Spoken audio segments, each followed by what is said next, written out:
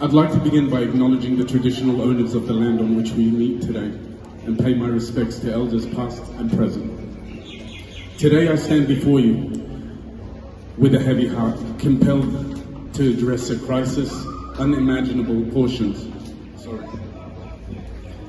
Unimaginable proportions, a crisis that demands our collective outrage and action.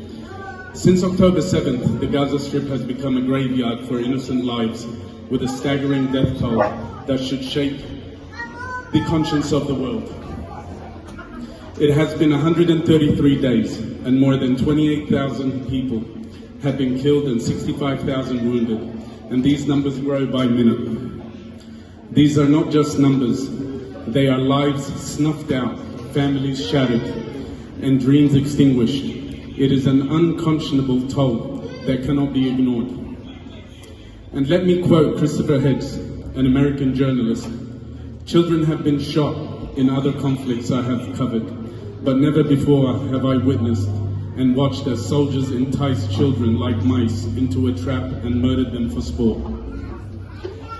The situation is more distressing when considering its unequal effect on women and children. Nearly 70% of the casualties in Gaza are women and children. In this conflict, women face food scarcity and children are the most vulnerable. This goes against basic human rights principles, and it's a severe violation of humanity. This war, graphically portrayed in maps and charts, points a harrowing picture of the suffering endured by the people of Gaza.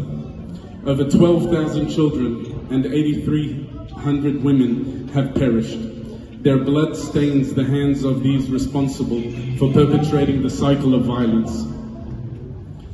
Let us not mince words. This is a massacre and genocide. The international community's silence is complicity in the face of these heinous acts.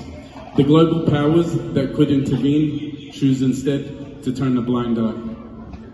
Allowing the bloodshed to persist, let us not forget 22 Arab countries could not get a cup of water into Gaza.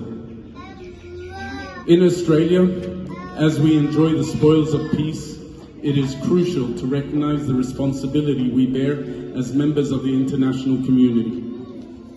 Our government's silence and inaction contribute to the suffering of innocent Palestinians. It is time to hold our leaders accountable, to demand that they use their diplomatic influence to halt the bloodshed. Cease fire now.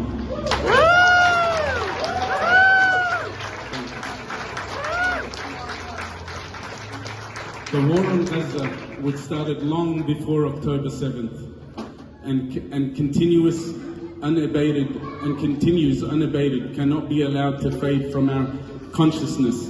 It demands our sustained anger, our unrelenting demand for justice, and our commitment to ending the cycle of violence. As we sit in comfort thousands of miles away from the horrors of Gaza, we must confront the reality that our privilege comes at the expense of others' lives.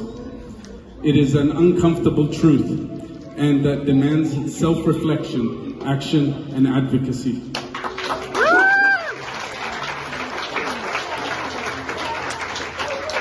Let us be clear. These are not isolated incidents or collateral damage. This is a systematic targeting of civilians, a violation of international law, and a stain on the moral fabric of our world. The time for diplomatic pleasantries has passed. We need concrete action.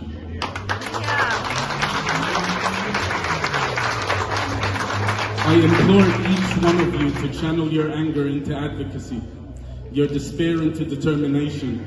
Join the global call for an immediate ceasefire, for accountability for war crimes, and for a just and lasting resolution to this genocide.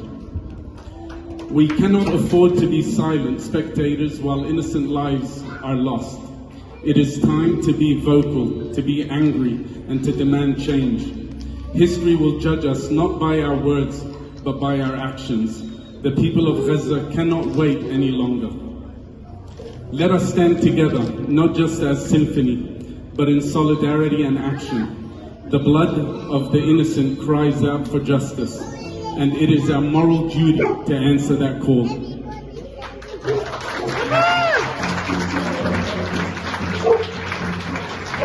A man stood outside the White House with a single protest candle every night during the Vietnam War. A reporter came to him one night and said, "Sir, do you really believe your little protest will change anything?" And he said, "I don't come here to change them. I come here so they don't change me."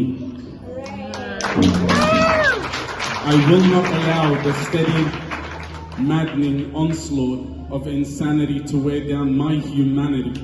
I will keep knowing the truth and keep telling the truth. I will do my small part every damn day to stay human, to stay awake and tender, so that the world does not wear away my humanity. Free Palestine. Thank you very much. Thank